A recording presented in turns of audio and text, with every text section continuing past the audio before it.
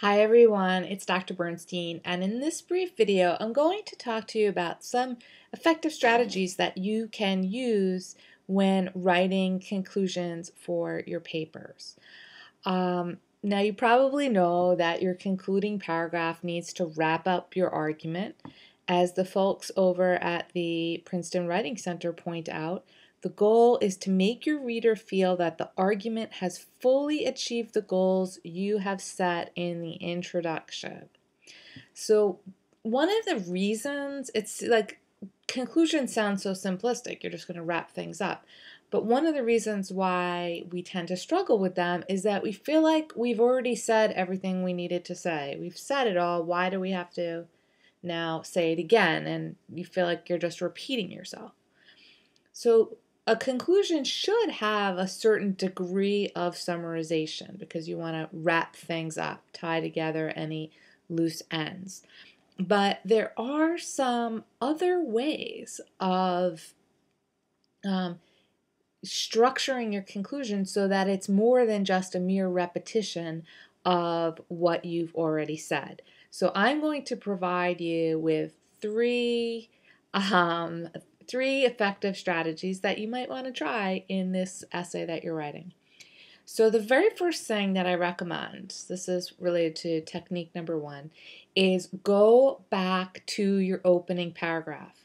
You've been pretty immersed in all the details of your argument. You've been working on your body paragraphs. You've been in these little details. What you want to do in your conclusion is zoom back out, and you want to zoom back out in relationship to all the things that you sort of set up for your reader in your opening paragraph.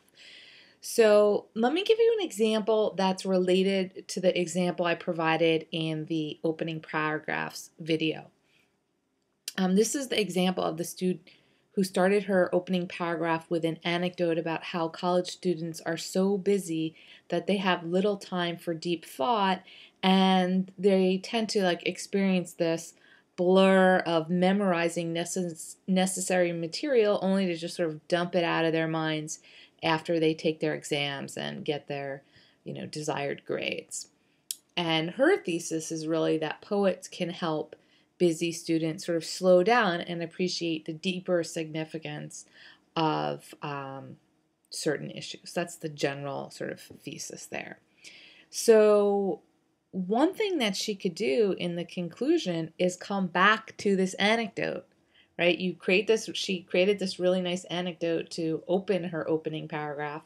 Then she could come back to it and sort of create a revised description of that anecdote now that the students have reaped the benefits of studying poetry. So that might be an approach of not just repeating yourself, but maybe picking up that thread of something you addressed earlier and looking at it in a slightly different light now that you've worked your way through your essay. The second technique is to demonstrate to the reader how your argument, your main point, fits within a broader context. So say you've created an argument about how devoting 30 minutes a day to reading to your children will enhance their academic performance and inspire them to become more active participants in their own educations. Say that was your argument. Well, in your conclusion, you could place that specific point within a broader context. Like maybe you could say, perhaps what we need to consider is how children who are better students and are more active in the quest for knowledge, how that can affect life outside the classroom, life beyond education. So you'd be zooming out, going from in the home and in the classroom to life in general. And the third approach, it involves pointing the reader forward. What can he or she, do with this knowledge? So You can mention the next steps that people can take in relation to the specific issue you've discussed, or how your argument can help us rethink a specific issue.